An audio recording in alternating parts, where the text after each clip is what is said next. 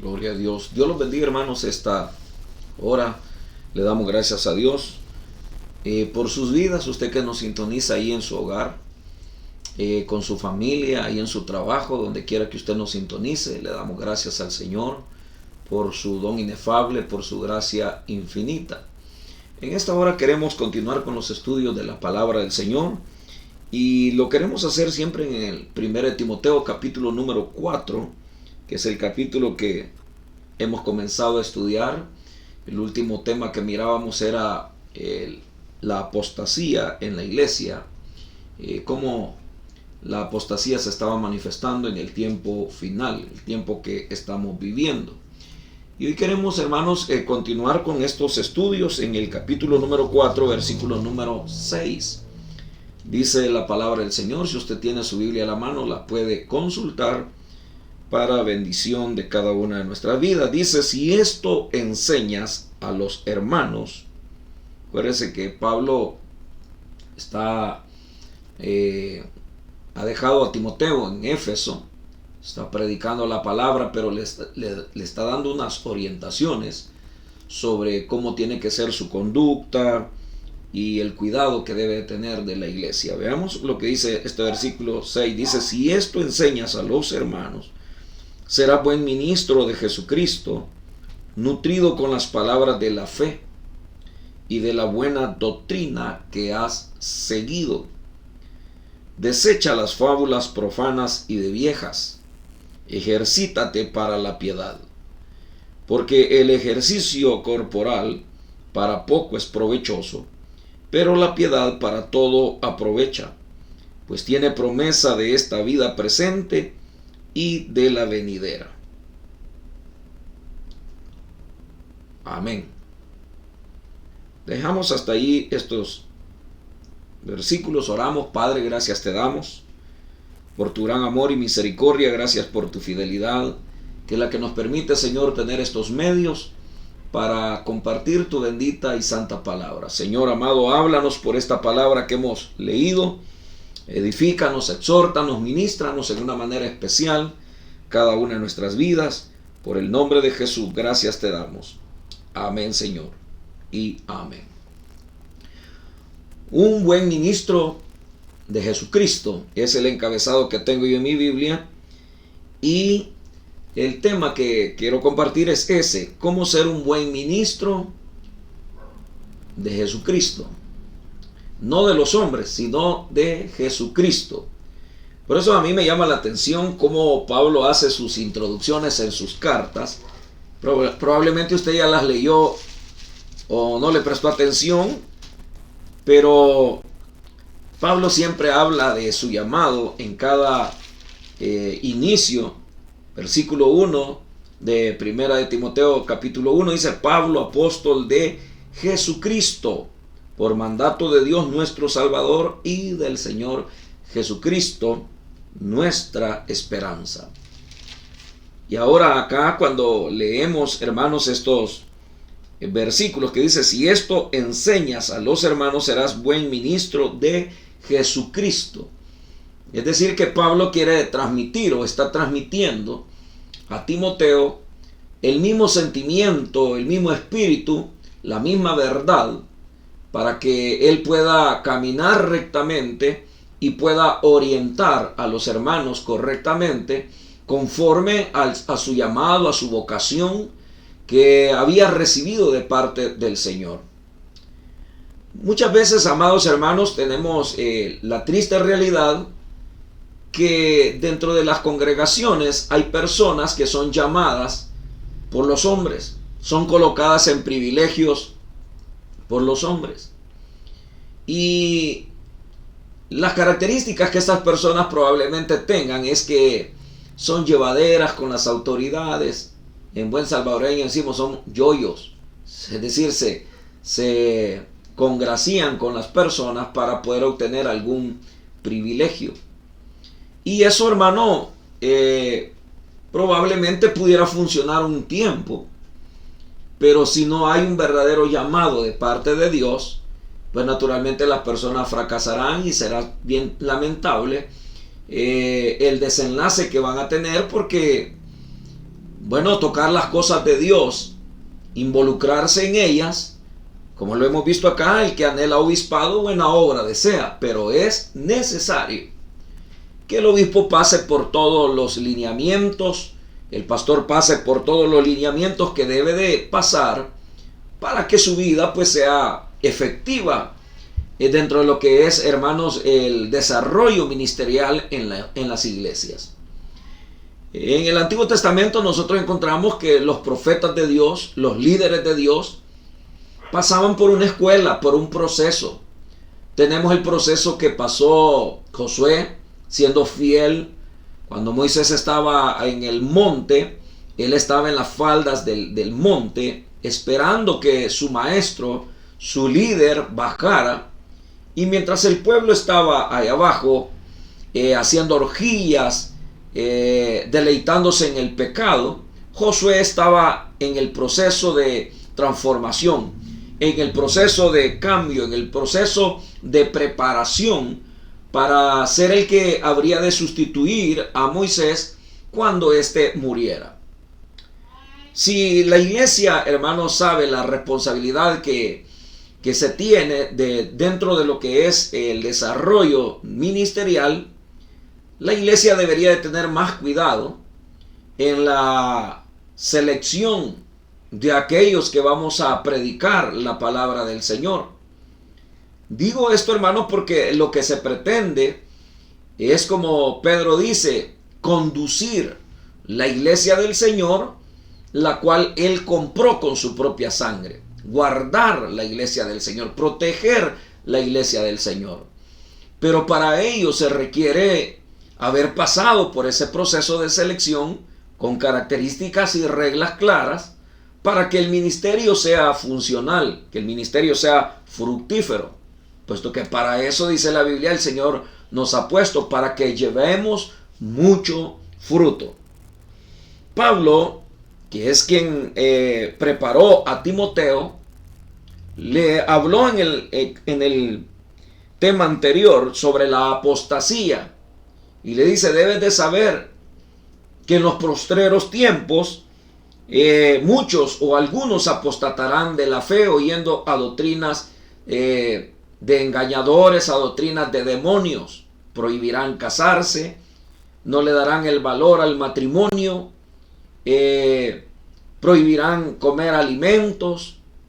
Y bien, Pablo pudo haber agregado un montón de enseñanzas heréticas que también ya transitaban en el pensamiento de algunos predicadores, pero Pablo se limitó a esas dos para señalarle a Timoteo que eran doctrinas de demonios.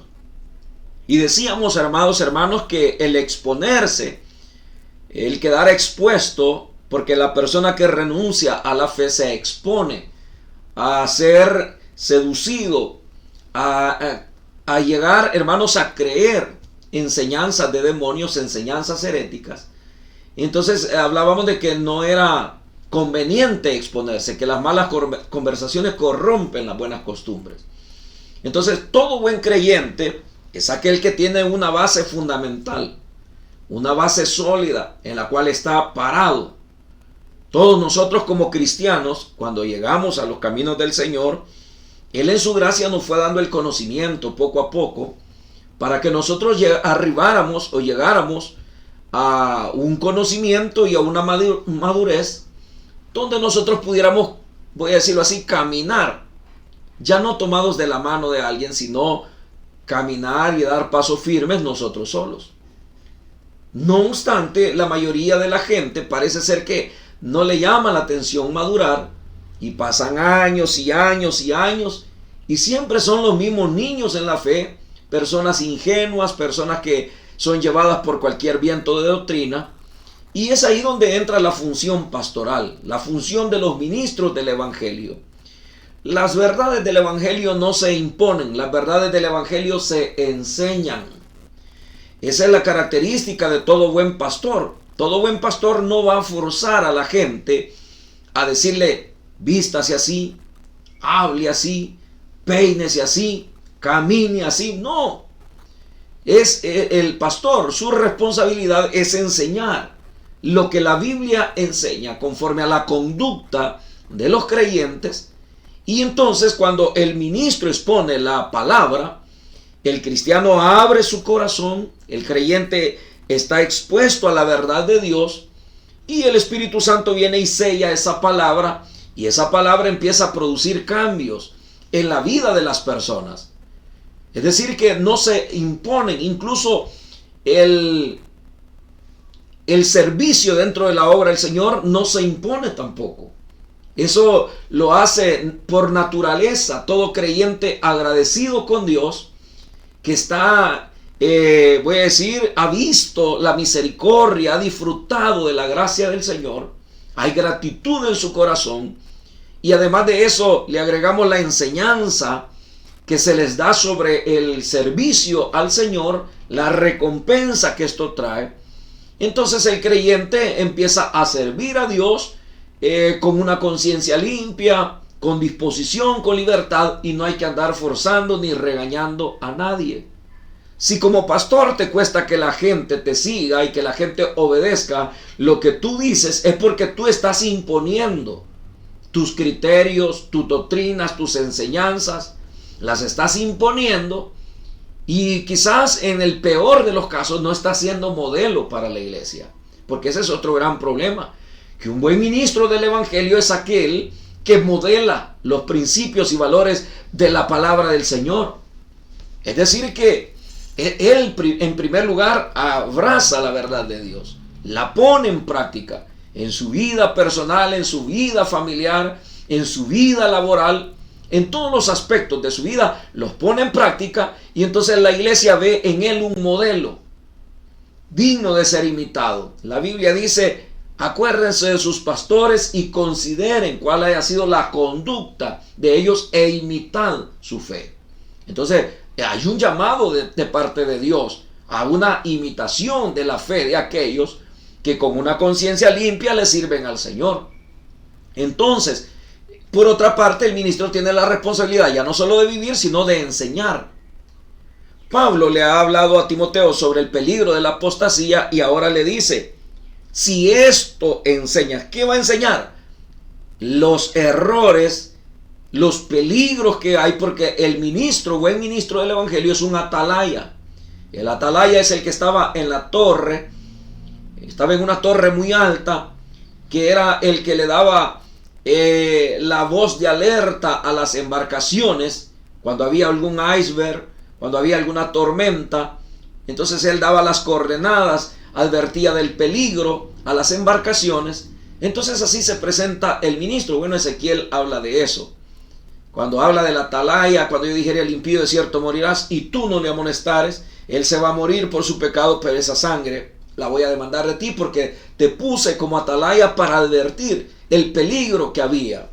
Entonces ahora Timoteo es el atalaya, que está en la torre de la verdad, está en la torre de la enseñanza bíblica, de la verdad del evangelio, y él tiene esa verdad y él debe de proclamarla, y él debe de advertir, debe de enseñar sobre el peligro de las herejías y de las doctrinas de demonios que se mueven, hermanos, dentro de los movimientos cristianos, y muchas veces fuera también, pero a veces más que todo adentro es donde el enemigo se filtra para poder confundir y destruir la iglesia.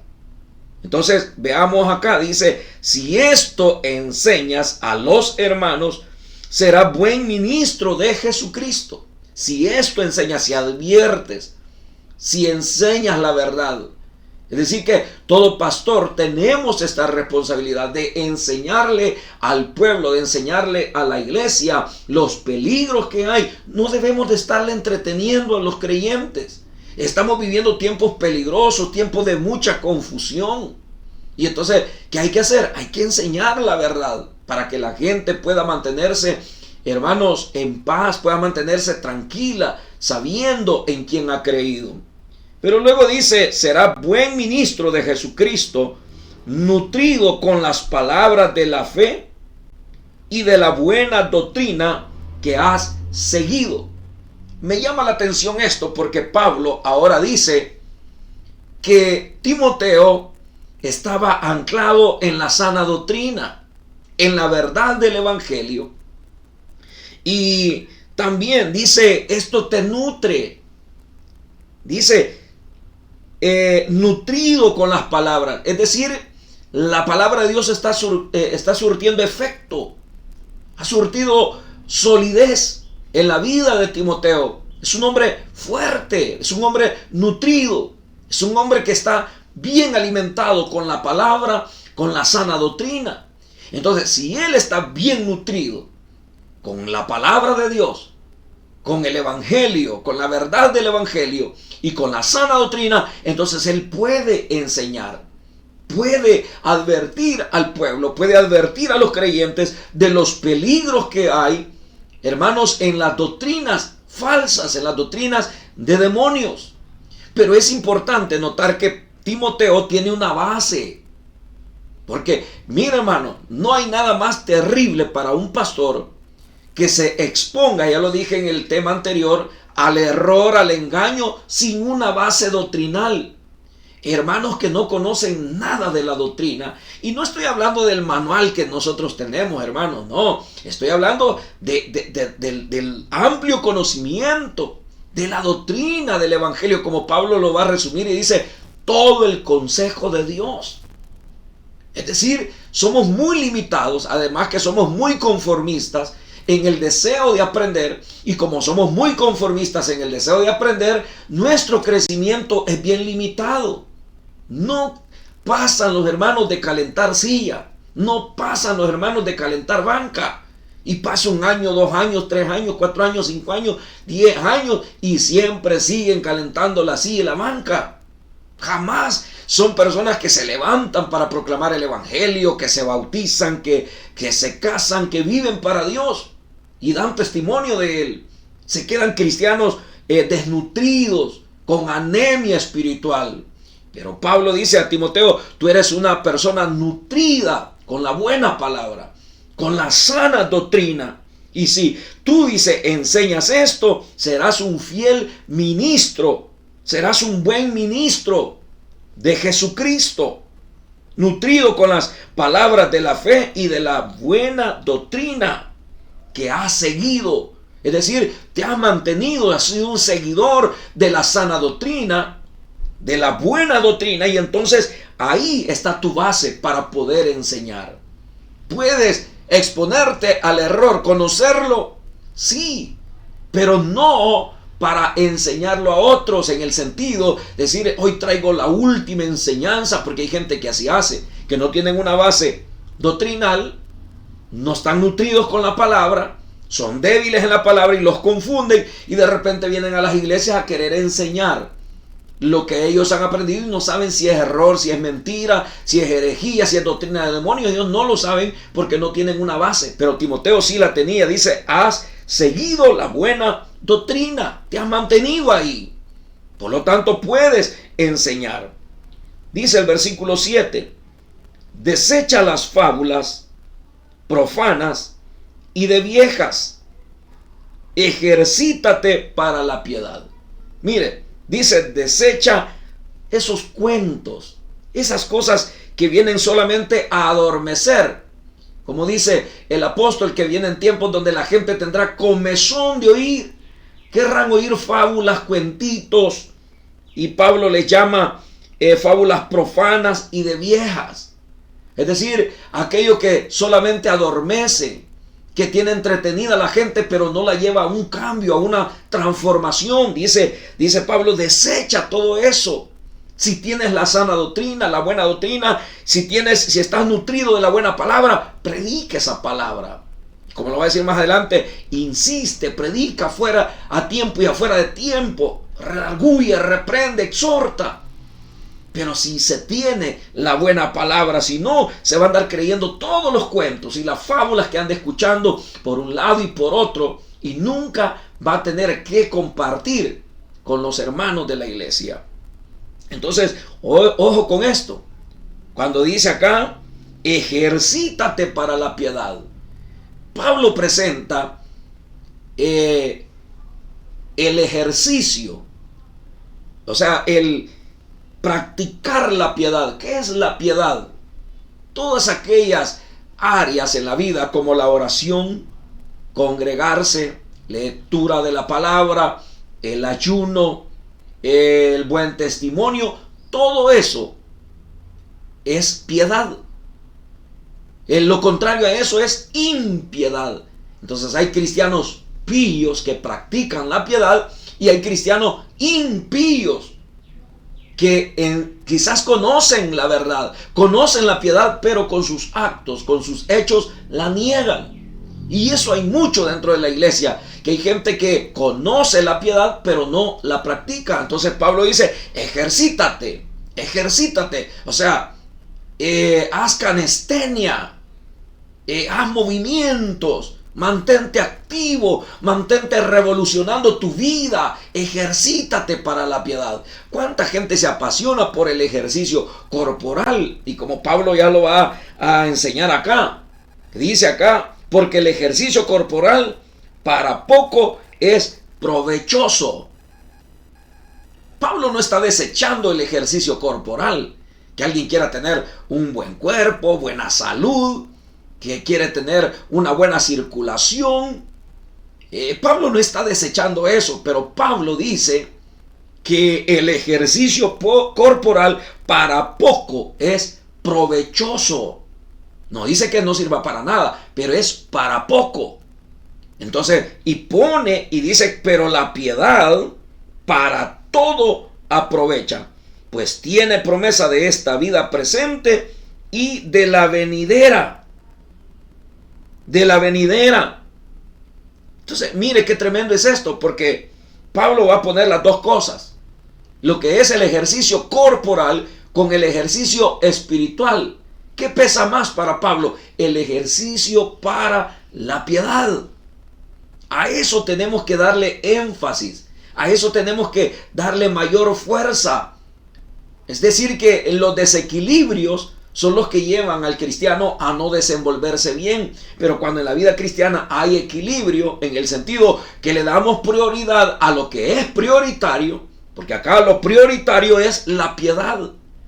Y el que se ejercita para la piedad será un cristiano robusto, saludable, al igual que una persona que se ejercita corporalmente, aunque sea poco, 5 o 10 minutos, 1 hora, una media hora, pero se va a mantener con una salud excelente. ¿Por qué? Porque está cuidando su cuerpo. Así debemos de cuidar nuestra alma, nuestro espíritu, ejercitándonos para la piedad.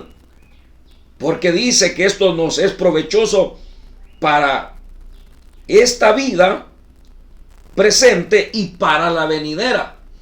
No solamente nos funciona para podernos desenvolver y desarrollar como cristianos en esta tierra, sino que también tiene connotación de esperanza para la vida venidera, es decir, para la eternidad. Entonces, ojo con eso, hay que tener ese balance, ese equilibrio de lo que Dios, hermano, espera para nosotros. Él quiere que nos ejercitemos para mantenernos acá, pero también para vernos en la eternidad, para estar con Él por toda la eternidad. Me gusta cómo el Señor lo presenta en San Juan 14, dice, creéis en Dios.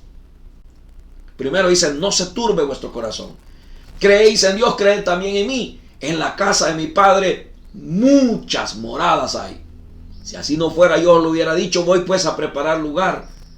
Y si me fuere y os prepararé el lugar, vendré otra vez y os tomaré a mí mismo, para que donde yo estoy, vosotros también estéis. Él quiere que nos mantengamos acá, pero también Él quiere que un día estemos en la gloria venidera, que estemos con Él. Entonces, vale la pena congregarse. No deje de congregarse. Busque la iglesia. Haga lo posible por ir a la iglesia. No se quede en su casa. Vaya y siente el calor de los hermanos. Vaya y comparta su fe con los hermanos. Vaya y disfrute de la comunión, de adorar a Dios con el pueblo del Señor, con la iglesia del Señor. Vaya y comparta testimonio. Vaya y predique la palabra. Vaya y reúnase en las células. Ejercítese para la piedad. Asista a los ayunos. Cuando es oración, asista, para que su vida, nuestra vida, esté robusta. Y así como aquel que se ejercita en lo corporal, y se pone, hermano, con grandes músculos.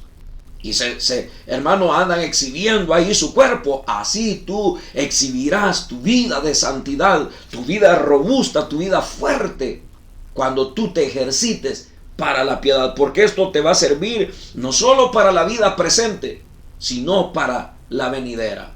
Hay muchos que viven con la, hermano, cabeza enterrada en la tierra. Y solo piensan en lo terrenal y en lo terrenal y en lo terrenal. Pero no se ponen a pensar que hay otra vida por la que debemos, hermano, preocuparnos, por la cual nosotros debemos prepararnos. Entonces, ya no somos de esta tierra, somos de la patria celestial. Él viene por una iglesia sin mancha y sin arruga. Él viene por segunda vez por su iglesia sin relación con el pecado. Entonces hay que ejercitarnos para la piedad. Por eso dice el versículo 9, que dice: palabra fiel es esta y digna de ser recibida por todos. Es una palabra fiel porque es de Dios. Y Dios está diciéndonos a través de Pablo, que le dice a Timoteo: ejercítate para la piedad. Ejercítate. Echa músculos espirituales. Congrégate. Ayuna, busca de Dios, ora, lee la Biblia, aprende la palabra de Dios para que nadie te engañe y que tu aprovechamiento sea notorio a la gente, que verdaderamente tú eres un cristiano que estás aprovechando la vida espiritual, la vida cristiana. Que Dios, hermano, nos ayude para ser buenos ministros del Evangelio. Un buen ministro es un ministro saludable, saludable en buena doctrina, saludable, nutrido en sus convicciones, saludable en su exposición de las verdades eternas, de la esperanza de gloria que tenemos los creyentes. Que Dios, hermano, nos ayude a ser esos ministros, buenos ministros de Jesucristo, fieles ministros de Jesucristo. Oremos al Señor. Padre, te damos gracias por tu misericordia. Gracias por tu amor, por tu bondad. Gracias, Dios eterno, porque a través de tu palabra tú nos enseñas cómo podemos ser buenos ministros, Señor, de tu evangelio. Te pedimos que nos ayudes a amarte, a servirte, a honrarte, a darte a ti toda la gloria, a darte a ti toda la honra, y que tomemos en serio la vida cristiana. Bendice cada pastor. Bendice cada ministro, bendice cada creyente que está tomando su responsabilidad, Señor, de vivir para ti, de honrarte a ti. En tus manos les encomiendo, en el nombre poderoso de Cristo Jesús. A usted que nos mira en esta tarde, le invito a que le entregue su vida al Señor. Ábrale su corazón a Él. Vuélvase al Señor. Si se ha alejado, reconcíliese con el Señor. Deje que el Señor le transforme y preste mucha atención a la palabra de Dios. Ejercítese en la piedad. No solamente levante la mano y acepte a Jesús, sino que vuélvase de todo corazón, bautícese, capacítese para servir al Señor, porque Él está a las puertas. Él viene por una iglesia sin mancha, una iglesia sin arruga, una iglesia que se guarda para su Señor. Él viene pronto. Preparémonos, amados hermanos. Oramos. Gracias, Dios, por esas vidas que se están reconciliando. Gracias por esas vidas, Señor, que allí donde están abriendo su corazón. Perdónales, cámbiales, sálvales, lávales con tu sangre preciosa. Que nunca vuelvan atrás. Que tu gracia infinita esté sobre ellos, guardándoles y guiándoles cada día. En tus manos les encomendamos. Por el nombre de Cristo Jesús, ayúdanos a los pastores a ser buenos ministros, Señor, con sana doctrina, bien ejercitados para la gloria de tu bendito y santo nombre. En el nombre de Jesús, gracias te damos, Señor. Amén y amén. Amados hermanos, compartan la palabra de Dios. Él viene pronto y a través de estos medios la palabra puede correr. Si tú tienes 100 amigos, estarás evangelizando 100 amigos, mandándoles el mensaje de la palabra. Si tienes 1000, serán 1000. Entonces Dios puede usarte de esta manera. Les bendigo en el nombre de Jesús. Que el Señor le guarde y le guíe. Y hoy este día vamos a las reuniones de líderes. No se quede. Que el Señor está a las puertas. Dios les bendiga, hermano.